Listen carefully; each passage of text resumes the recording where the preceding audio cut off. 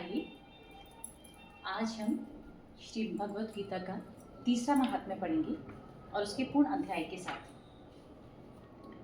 गोविंद बोलो हरि गोपाल बोलो, गोविंद बोलो हरि गोपाल बोलो, गोविंद बोलो हरि गोपाल बोलो, राधा रमण हरि गोविंद बोलो।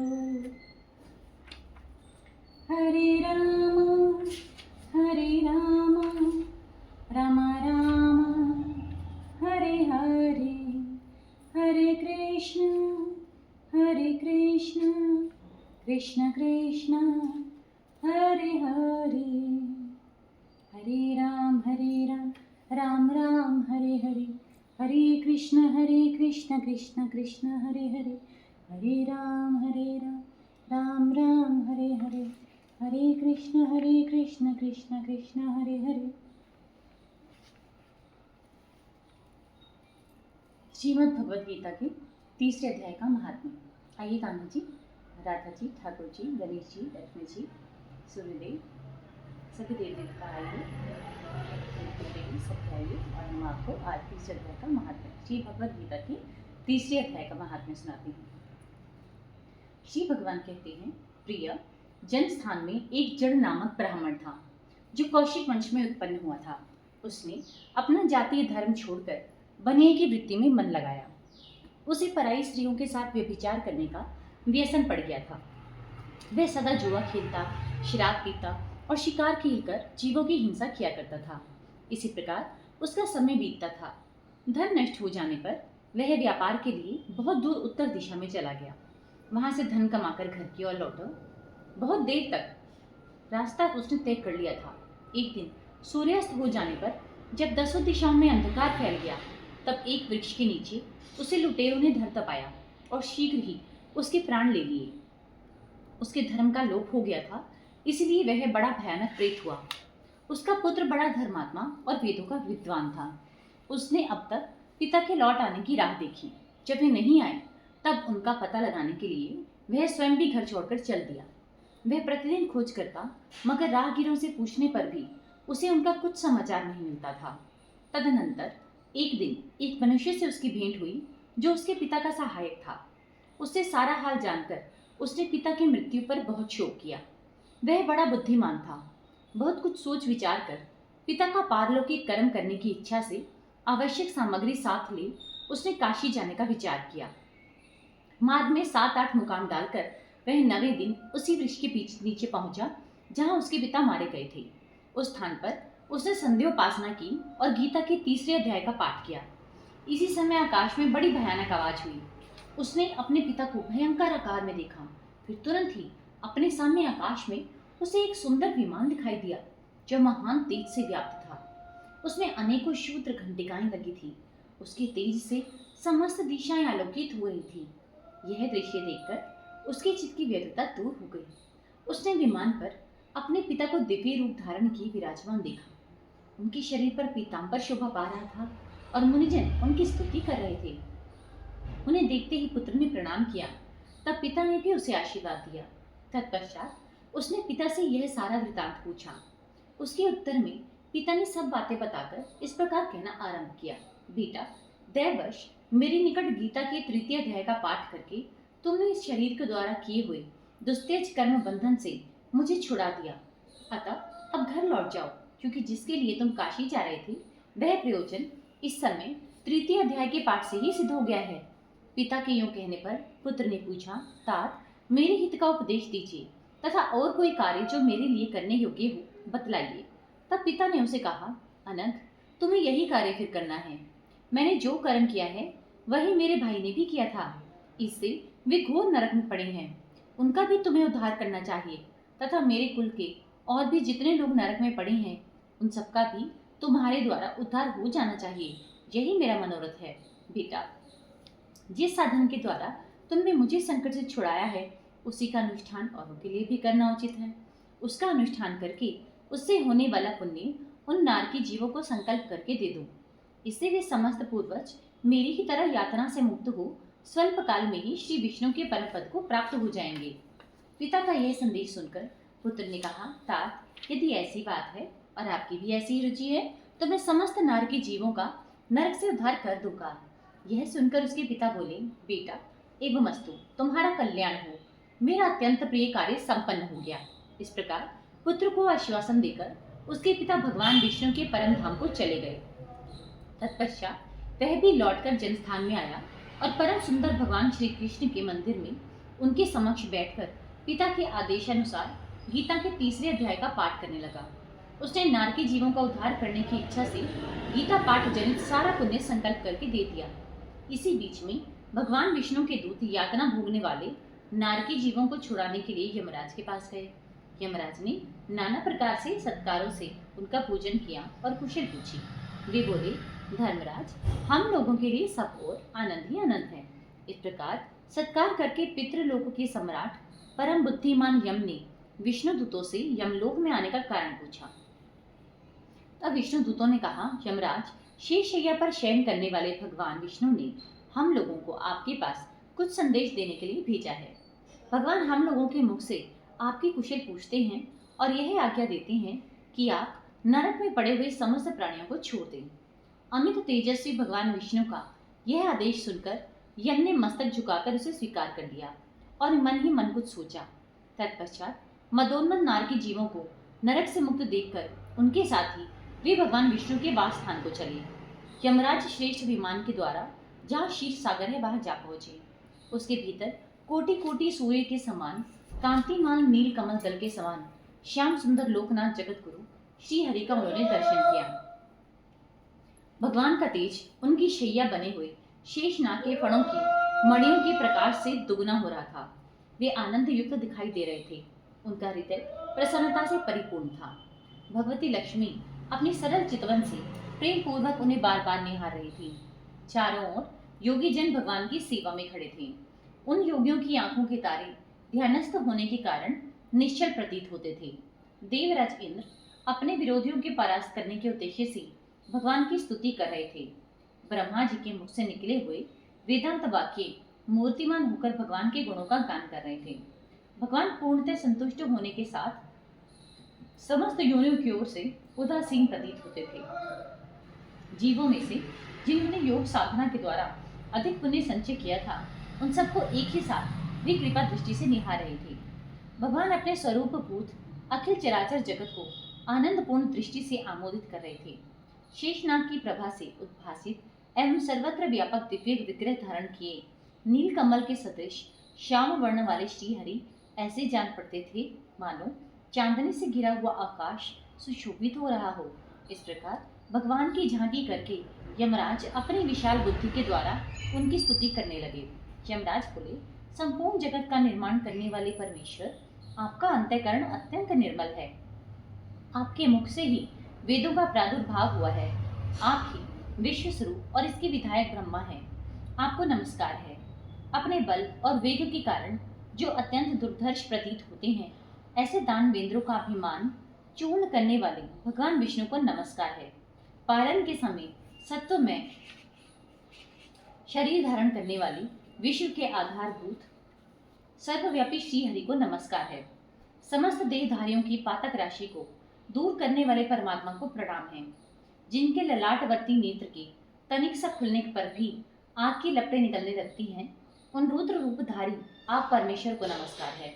आप संपूर्ण विश्व के गुरु, आत्मा और महेश्वर हैं। अतः समस्त वैष्णव जनों को संकट से मुक्त करके उन पर अनुग्रह करते हैं। आप माया से विस्तार को प्राप्त हुए अखिल विश्व में व्याप्त होकर भी कभी माया अथवा उससे उत्पन्न होने वाले गुणों से मोहित नहीं होते। माया तथा माया चलित गुणों के बीच में स्थित होने पर भी आप पर उनमें किसी का प्रभाव नहीं पड़ता। आपकी महिमा का अंत नहीं है, क्योंकि आप असीम हैं। फिर आप वाणी के विषय कैसे हो सकते हैं? अतः मेरा मौन रहना ही उचित है। इस प्रकार स्तुति करके यमराज ने हाथ जोड़कर कहा, जगत गुरु, आपके आदेश से इन जीवों को गुण रहित होने पर भी मैंने छोड़ दिया है। अब मेरे योग्य और जो कार्य हो उसे बताइए।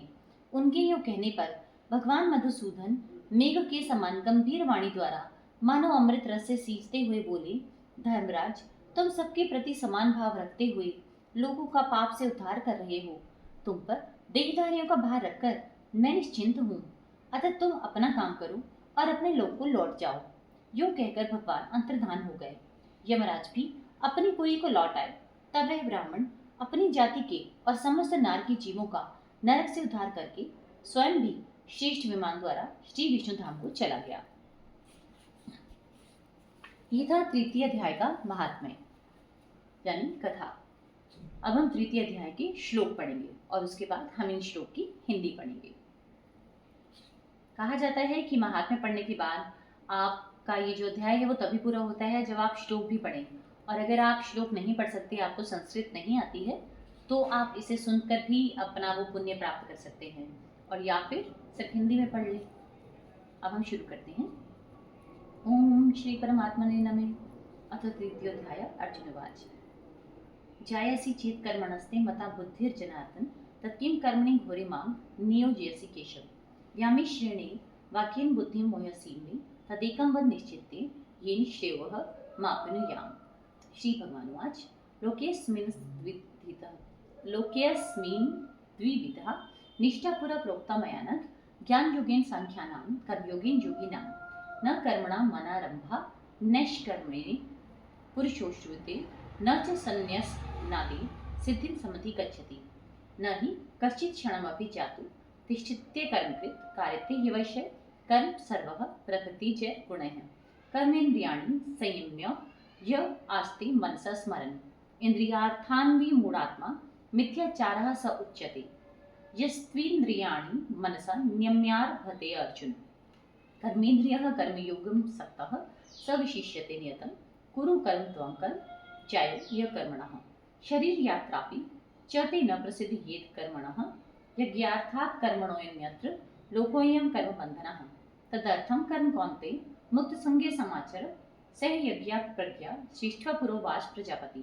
अनेन प्रसविष्य ध्वमविश वोस्त्विष्ट कामधु देवान् भावयतानेन ते देवा भावयन्तु व परस्परं भावयन्तः श्रेयपरं वाप्स्यत्। इष्टान् भोगान् हि वो देवा दास्यन्ते यज्ञभाविताः तैर्थ तान् प्रदायेभ्यो यो भुक्तेस्तेन एव सः। यदि शिष्टाशिने संतम उच्यन्ते सर्वकिल्बिषे भुजन्ते ते त्वघं पापा चे पापा ये पचन्त्यात् म कारणात् अन्नात् भवन्ति भूतानि पर्जन्यात् न संभवः यज्ञात् भवति पर्जन्यो यज्ञः कर्म समुद्भवः। कर्म ब्रह्मोद्भवं विधि ब्रह्माक्षर समुद्भवं तस्मात् सर्वगतं ब्रह्म नित्यं यज्ञे प्रतिष्ठितम्। एवं प्रवृत्तं चक्रं नानुवर्तयतीह यः अघायोरिन्द्रिये रामो मोघं पार्थ जीवति। यस्त्वात्मरतिरे स्यादात्मरतिश्च मानव आत्मन्येव च संतुष्टस्तस्य कार्यं न विद्यते।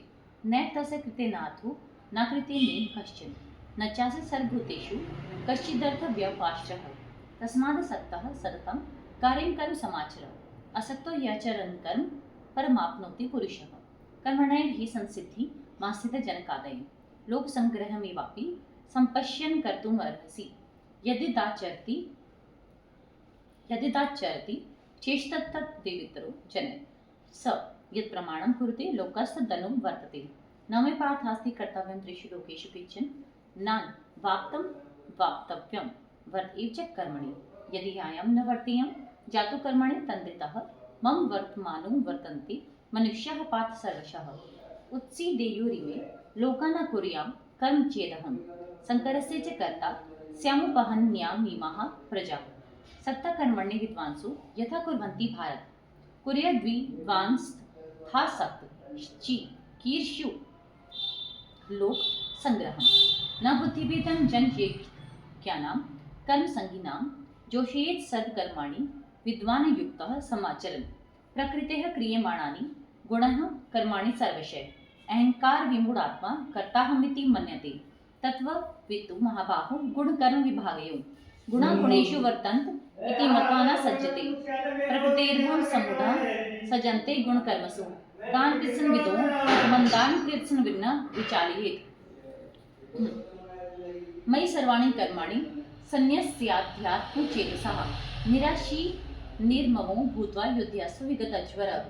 ये मे मतमिदं नित्यमनुतिष्ठन्ति मानवाः श्रद्धावन्तो न सूयन्तो मुच्यन्ते ते अपि कर्मभिः ये त्वे तदभ्यसूयन्तो न तिष्ठन्ति मे मतम् सद्ज्ञान विमूढांस्तान् विद्धि नष्टान् चेतसः सदृश्यं चेष्टते स्वस्य प्रकृतिर्ज्ञानवानपि प्रकृतिं जानति भूतानि निग्रहं की करिष्यति इन्द्रियेन्द्रियस्यार्थे रागद्वेषो व्यवस्थितो तयोर्न वशमागच्छतो हास्य परिपन्थिनो श्रेयान् स्वधर्मो विगुणः परधर्मात् स्वनुतिष्ठात् स्वनुष्ठितात् स्वधर्मनिधनं श्रेयः परधर्मो भयावहः अर्जुनवाच अथ किं प्रयुक्तोऽयं पापं चरति पुरुषः अनिच्छन्नपि वार्ष्णे बलादिव नियोजितः श्री भगवानुवाच कामेश क्रोध एष रजगुण समुद्भवः महाशनो महापाप्मा विधेयनमि वैरिणम् धूमे न व्रियते वह्निर्यथार्दर्शो मलेन च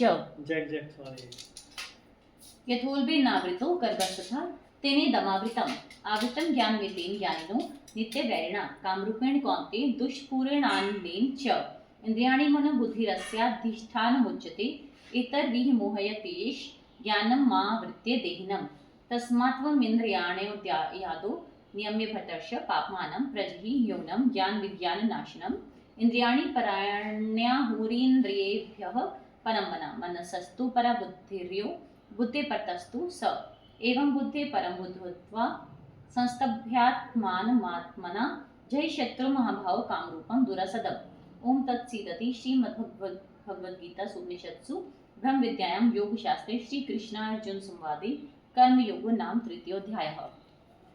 अब इसका हिंदी अनुवाद। ओम श्री परमात्मने नमः। तीसरा अध्याय।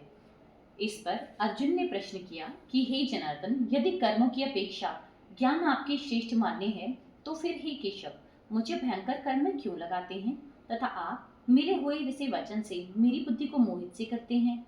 इसलिए उस एक बात को निश्चय करके कहिए कि जिससे मैं कल्याण को प्राप्त हूँ। इस प्रकार अर्जुन के पूछने पर भगवान श्री कृष्ण महाराज बोले, हे निष्पाप अर्जुन, इस श्लोक में दो प्रकार की निष्ठा मेरे द्वारा कही गई है, ज्ञानियों की ज्ञान योग से और योगियों की निष्काम कर्म योग से। परंतु किसी भी मार्ग के अनुसार कर्मों को स्वरूप से त्यागने की आवश्यकता नहीं है, क्योंकि मनुष्य ना तो कर्मों के ना करने से निष्कर्मता को प्राप्त होता है और ना कर्मों को त्यागने मात्र से भगवत साक्षात्कार रूप सिद्धि को प्राप्त होता है, तथा सर्वथा कर्मों का स्वरूप से त्याग हो भी नहीं सकता, क्योंकि कोई भी पुरुष किसी काल में क्षण मात्र भी बिना कर्म किए नहीं रहता है। निस्संदेह सभी पुरुष प्रकृति से उत्पन्न हुए गुणों द्वारा परवश हुए कर्म करते हैं। इसलिए जो मूढ़ बुद्धि पुरुष कर्मेंद्रियों को हठ से रोककर इंद्रियों के भोगों को मन से चिंतन करता रहता है वह मिथ्याचारी अर्थात दंभी कहा जाता है। और हे अर्जुन, जो पुरुष मन से इंद्रियों को वश में करके अनासक्त हुआ कर्म इंद्रियों से कर्मयोग का आचरण करता है वह श्रेष्ठ है। इसलिए तू शास्त्र विधि से नियत किए हुए स्वधर्म रूप को कर्म कर, क्योंकि कर्म न करने की अपेक्षा कर्म करना श्रेष्ठ है, तथा कर्म ना करने से तेरा शरीर निर्वाह भी सिद्ध नहीं होगा। हे अर्जुन, बंधन के भय से भी कर्मों का त्याग करना योग्य नहीं है, क्योंकि यक्ष अर्थात विष्णु के निमित्त किए हुए कर्म के सिवा अन्य कर्म में लगा हुआ ही यह मनुष्य कर्मों द्वारा बंधता है। इसलिए हे अर्जुन, आसक्ति से रहित हुआ उस परमेश्वर के निमित्त कर्म का भली प्रकार आचरण कर। कर्म ना करने से तू पाप को भी प्राप्त होगा, क्योंकि प्रजापति ब्रह्मा ने कल्प के आदि में यज्ञ सहित प्रजा को रचकर कहा कि इस यज्ञ द्वारा तुम लोग वृद्धि को प्राप्त हो, और यह यज्ञ तुम लोगों को इच्छित कामनाओं के देने वाला होवे, तथा तुम लोग इस यज्ञ द्वारा देवताओं की उन्नति करो और वे देवता लोग तुम लोगों की उन्नति करें। इस प्रकार आपस में कर्तव्य समझकर उन्नति करते हुए परम कल्याण को प्राप्त होगे, तथा यज्ञ द्वारा बढ़ाए हुए देवता लोग तुम्हारे लिए बिना मांगे ही प्रिय भोगों को देंगे, तथा उनके द्वारा दिए हुए भोगों को जो पुरुष इनके लिए बिना दिए ही भोगता है वह निश्चय चोर है। कारण कि यज्ञ से शेष बचे हुए अन्न को खाने वाले श्रेष्ठ पुरुष सब पापों से छूटते हैं, और जो पापी लोग अपने शरीर पोषण के लिए ही पकाते हैं वे तो पाप को ही खाते हैं, क्योंकि संपूर्ण प्राणी अन्न से उत्पन्न होते हैं और अन्न की उत्पत्ति वृष्टि से होती है, तथा वृष्टि यज्ञ से होती है, और वह यज्ञ कर्मों से उत्पन्न होने वाला है, तथा उस कर्म को तू वेद से उत्पन्न हुआ जान, और वेद अविनाशी परमात्मा से उत्पन्न हुआ है।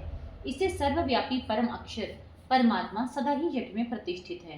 हे पार्थ, जो पुरुष इस लोक में इस प्रकार चले हुए सृष्टि चक्र के अनुसार नहीं बरतता है, अर्थात शास्त्रानुसार कर्मों को नहीं करता है, वह इंद्रियों के सुख को भोगने वाला पापायु पुरुष व्यर्थ ही जीता है। परंतु जो मनुष्य आत्मा ही में प्रीति वाला और आत्मा ही में तृप्त तथा आत्मा में ही संतुष्ट हुए, उसके लिए कोई कर्तव्य नहीं है, क्योंकि इस संसार में उस पुरुष का किए जाने से भी कोई प्रयोजन नहीं है और ना किए जाने से भी कोई प्रयोजन नहीं है, तथा इसका संपूर्ण भूतों में कुछ भी स्वार्थ का बंधन नहीं है, तो भी उसके द्वारा केवल लोक हितार्थ कर्म किए जाते हैं। इससे तू अनासक्त हुआ निरंतर कर्तव्य कर्म का अच्छी प्रकार आचरण कर, क्योंकि अनासक्त पुरुष कर्म करता हुआ परमात्मा को प्राप्त होता है। इस प्रकार जनकादि ज्ञानी जन भी आसक्ति रहित कर्म द्वारा ही परम सिद्धि को प्राप्त हुए हैं। इसलिए तथा लोक संग्रह को देखता हुआ भी तो कर्म करने को ही योग्य है, क्योंकि श्रेष्ठ पुरुष जो जो आचरण करता है, अन्य पुरुष भी उसके ही अनुसार बरतते हैं। वह पुरुष जो कुछ प्रमाण कर देता है, लोग भी उसी के अनुसार बरतते हैं। इसलिए हे अर्जुन, यद्यपि मुझे तीनों लोकों में कुछ भी कर्तव्य नहीं है तथा किंचित भी प्राप्त होने योग्य वस्तु अप्राप्त नहीं है, तो भी मैं कर्म में ही बरतता हूँ, क्योंकि यदि मैं सावधान हुआ कदाचित कर्म में ना बरतूं, तो हे अर्जुन, सब प्रकार से मनुष्य मेरे बर्ताव के अनुसार बरतते हैं, अर्थात बरतने लग जाएं, तथा यदि मैं कर्म ना करूं तो ये सब लोग भ्रष्ट हो जाएं और मैं मरण संकट का करने वाला हूँ तथा इस सारे प्रजा का हनन करूं, अर्थात मारने वाला बनूं। इसलिए हे भारत, कर्म में आसक्त हुए अज्ञानी जन जैसे कर्म करते हैं, वैसे ही अनासक्त हुआ विद्वान भी लोक शिक्षा को चाहता हुआ कर्म करे। ज्ञानी पुरुष को चाहिए कि कर्मों में आसक्ति वाले अज्ञानियों की बुद्धि में भ्रम अर्थात कर्मों में अश्रद्धा उत्पन्न ना करे, किंतु स्वयं परमात्मा के स्वरूप में स्थित हुआ और सब कर्मों को अच्छी प्रकार करता हुआ उनसे भी वैसे ही करावे। हे अर्जुन, वास्तव में संपूर्ण कर्म प्रकृति के गुणों द्वारा किए हुए हैं, तो भी अहंकार से मोहित हुए अंतःकरण वाला पुरुष मैं करता हूँ ऐसा मान लेता है। परंतु हे महाबाहो, गुण विभाग और कर्म विभाग के तत्व को जानने वाला ज्ञानी पुरुष संपूर्ण गुणों में बरतते हैं ऐसा मानकर नहीं आसक्त होता है, और प्रकृति के गुणों से मोहित हुए पुरुष गुण और कर्मों में आसक्त होते हैं। उन अच्छी प्रकार ना समझने वाले मूर्खों को अच्छी प्रकार जानने वाला ज्ञानी पुरुष चलायमान ना करे। इसलिए हे अर्जुन, तो ध्यान निश्चित चित्त से संपूर्ण कर्मों को मुझ में समर्पण करके आशा रहित और ममता रहित होकर संताप रहित हुआ युद्ध कर। हे अर्जुन, जो कोई भी मनुष्य दोष बुद्धि से रहित और श्रद्धा से युक्त हुए सदा ही मेरे इस मत के अनुसार बरतते हैं, वे पुरुष संपूर्ण कर्मों से छूट जाते हैं, और जो दोष दृष्टि वाले मूर्ख लोग इस मेरे मत के अनुसार नहीं बरतते हैं, उन संपूर्ण ज्ञानों में मोहित चित्त वालों को तो कल्याण से भ्रष्ट हुए ही जान, क्योंकि सभी प्राणी प्रकृति को प्राप्त होते हैं, अर्थात अपने स्वभाव से परवश हुए कर्म करते हैं। ज्ञानवान भी अपने प्रकृति के अनुसार चेष्टा करता है, फिर इसमें किसी का हट क्या करेगा।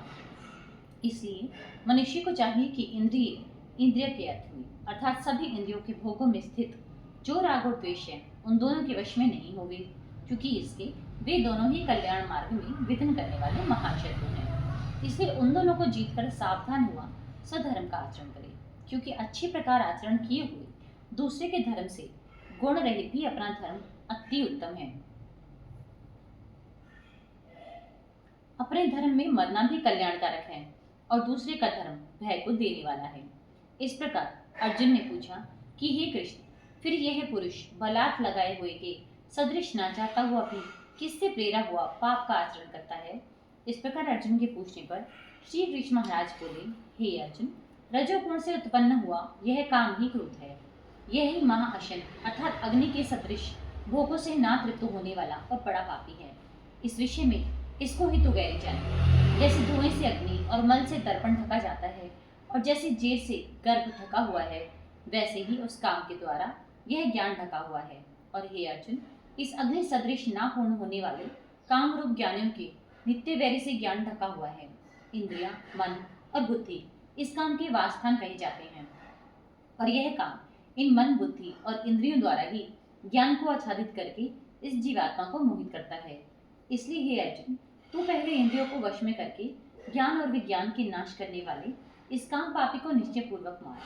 और यदि तू समझे कि इंद्रियों को रोककर कामरूप वैरी को मारने की मेरी शक्ति नहीं है तो तेरी ये भूल है, क्योंकि इस शरीर से तो इंद्रियों को पर, शीठ, बलवान और सूक्ष्म कहते हैं, और इंद्रियों से पर मन है, और मन से भी पर बुद्धि है, और जो बुद्धि से भी अत्यंत पर है वह आत्मा है। यहाँ पर का अर्थात है श्रेष्ठ, बलवान और सूक्ष्म। इस प्रकार बुद्धि से पर अर्थात सूक्ष्म तथा सब प्रकार बलवान और श्रेष्ठ अपनी आत्मा को जानकर और बुद्धि के द्वारा मन को वश में करके ही महाभागु अपनी शक्ति को समझकर इस दुर्जय कामरूप शत्रु को मार। इति श्रीमद्भगवद गीता रूपी उपनिषद एवं ब्रह्म विद्या तथा योग शास्त्र विषय श्री कृष्ण और अर्जुन के संवाद में कर्म योग नामक तीसरा अध्याय।